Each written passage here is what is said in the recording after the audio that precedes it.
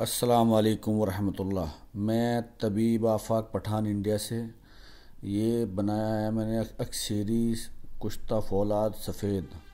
इसके अज्जा हैं 50 ग्राम फिटकड़ी, 60 ग्राम हीरा कसीस और 70 ग्राम इसके अंदर डाला मैंने टाटरी डली वाला सत नींबू। ये नुस्खा है हकीम नज़ीर एडवोकेट साहब कसूर वालों का।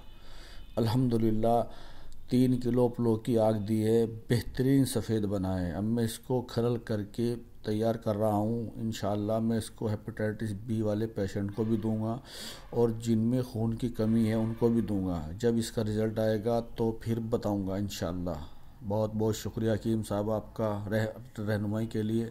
आपने रहनुमाई की मेरी और मैंने इसे बनाया। पहली बार में तो नहीं बना था ये, दूसरी बार में अल्हम्दुलिल्लाह सफ़ेद कुश्ता फौलाद तैयार है। अस्सलाम वालेकुम वरहमतुल्लाह।